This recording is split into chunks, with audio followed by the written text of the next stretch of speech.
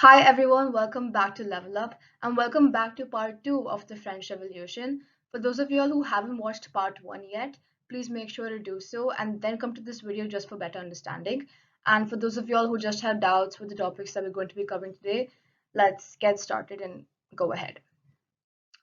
So the subtopic that we're going to be covering today is the outbreak of the revolution, and the topics that we're going to be taking a look at under this subtopic are number one, the Estates General, number two, the tennis court oath, and also how France became a constitutional monarchy. So let's start off with the Estates General. What exactly was the Estates General? Who did it comprise of, and why did it exist in the first place? So as you can read and it's there on the slide now, the Estates General was a political body to which the three estates send their representatives, and the monarch alone could decide when to call a meeting of this body. So now let's take a look at who comprised the Estates General. So the first estate sent 300 representatives, the second estate also sent 300 representatives, and the third estate sent 600 representatives.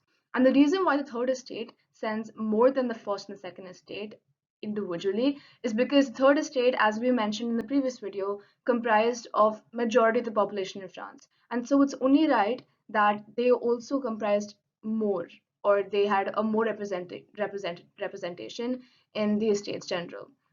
So on 5th May 1789, the king called together an assembly of the Estates General to pass proposals for new taxes. And the last time the Estates General had a meeting, like there was a meeting of the Estates General, was in 1614. So you can imagine that and understand that the Estates General was called only to discuss major and super important topics. So obviously, when the king called for an assembly on 5th May 1789, everyone made sure to take part. However, another thing to also note here is that the third estate was only represented by its more prosperous members. How people like women, artisans, peasants were not, given entry to the Estates General. However, whatever grievances they had, whatever complaints they had, were conveyed in about 40,000 letters. Right, okay, so for those of y'all who couldn't see in the previous slide, actually the background of the previous slide was the Estates General. So on this slide, there's a little more clearer picture of the Estates General. So what you can see on the sides, on this side and on this side, are the first and second estate. They were treated obviously with more respect, given more dignity, and they were allowed to be seated. However, the 600 representatives of the third estate were made to stand at the back. This is what you can see. And also there is, it is not shown or depicted in this picture, but there is a gallery above all of this seating. And since obviously the third estate had so many members, 600 people who were representing the third estates, they were also made to stand in the gallery. Now let's take a look at how exactly voting occurred in the Estates General and what was the process of voting. So earlier, voting in the Estates General had been conducted according to the principle that each estate had one vote.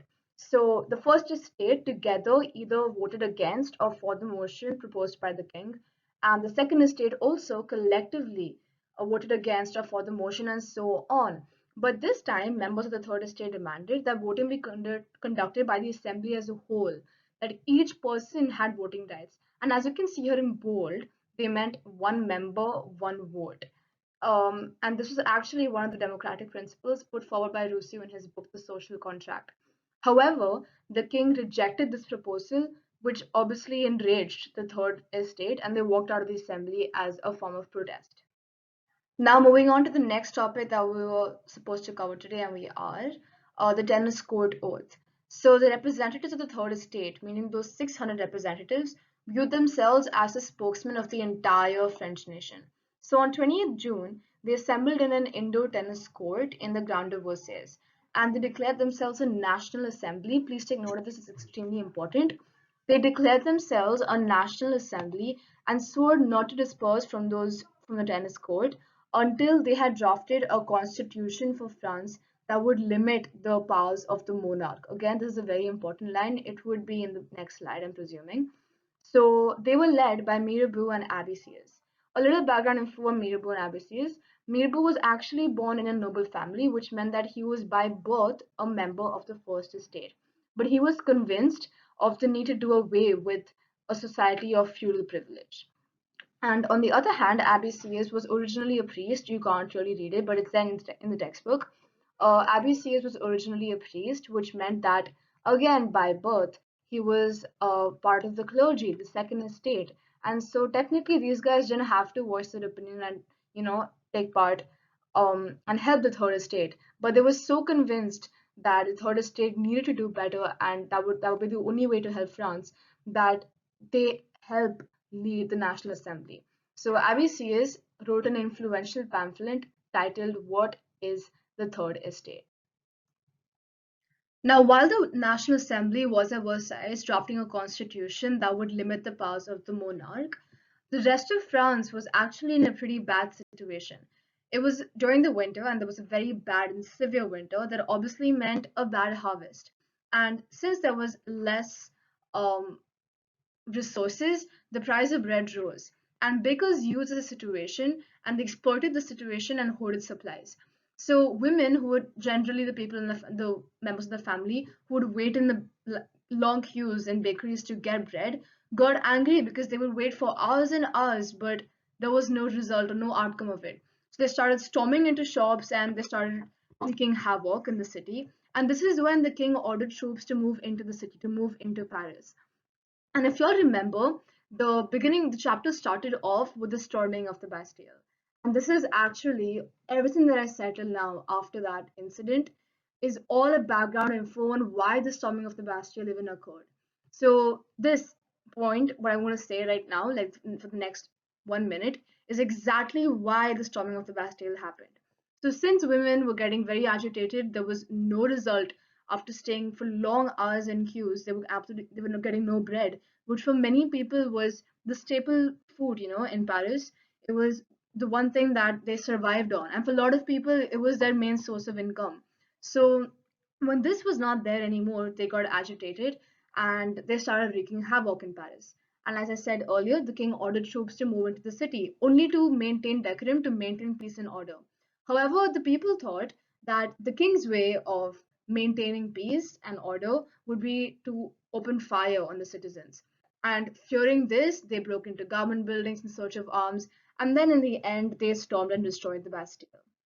Now, in the countryside at the same time, rumors spread from village to village that the lords had hired people who were on their way to destroy, like, ripe crops. And obviously afraid because this was their only source of income, peasants in a lot of districts started getting a little violent. They hoarded ammunition, which in this case was hoes and pitchforks that they used in farming, and they attacked the chateau. So chateau is a castle or a residence for a king or a nobleman. And they looted hoarded grain and burned down documents containing records of manorial dues. So now a summary of the previous slide. Women got agitated, the storming of the Bastille occurred, and also there was revolts in the countryside. So what were the results of this event, of all these events? This is what we're going to take a look at in this slide. So now, faced with the power of his revolting subjects, Louis XVI finally recognized the Third Estate and finally accorded recognition to the National Assembly and accepted the principle that from now on, all his powers will be checked by a constitution. So on the night of 4th August 1789, a very, very important date, please keep this date in mind, the Assembly passed a decree abolishing the entire feudal system of privileges, obligations, and taxes. So members of the clergy too were forced to give up their privileges, which meant that now the first and the second estate both will be paying taxes. Tithes, which is a form of tax, a kind of tax, were also abolished, and lands owned by the church were also confiscated. And as a result, the government acquired assets that were worth almost 2 billion livres. And if you all see on the second page of this chapter in the textbook, they say that the government was in a debt of more than 2 billion livres. So because this entire feudal system was abolished, the government automatically acquired 2 billion livres. Now we're going to take a look at how France became a constitutional monarchy. So now the National Assembly completed the draft of the Constitution in 1791, and the main objective of this Constitution was to limit the powers of the monarch. Keep this in mind. The main objective was to limit the powers of the monarch. And now, instead of concentrating power in the hands of one person, which was the king, now this power was assigned and separated to different institutions in the government. So, as you can see in bold, the government was now divided into the judiciary, legislative, and the executive. The judiciary comprised of the court, the judge, the legislative made laws, and executive helped in carrying out and executing these laws. So, this way, France became a constitutional monarchy. And the Constitution of 1791, keep this term in mind as well. The Constitution was officially enacted and adopted in 1791. It vested the power to make laws in the National Assembly, which was indirectly elected. Now, as you can see on the right, there is a picture. The very same picture is available in the textbook on page number 10. It probably won't be tested, but it is great if you all can take a look at this picture, try and understand what exactly the situation was in France then, and this picture helps us to do that very well. Now, the population of France was divided into two after the existence of this constitution: active citizens and passive citizens. Active citizens were those citizens who were given the right to vote, and passive citizens had no voting rights. So, now who were the active citizens? Active citizens were those men above the age of 25 who paid taxes equal to at least 3 days of a laborer's wage. And these were the only people who were entitled to vote. And this obviously meant that to qualify as an elector and then as a member of the National Assembly, one had to belong to the highest bracket of taxpayers. And of a population of about 28 million in France, only around 4 million qualified to vote. And on the other hand, passive citizens had no voting rights. Men below the age of 25, around 3 million men who didn't really have a great income and didn't contribute to the tax. And all women and children were passive citizens and had no voting rights. Now, the last topic for today is the Constitution and what exactly it contained. So, just like the Indian Constitution starts with a preamble, the French Constitution began with a declaration of the rights of man and citizen.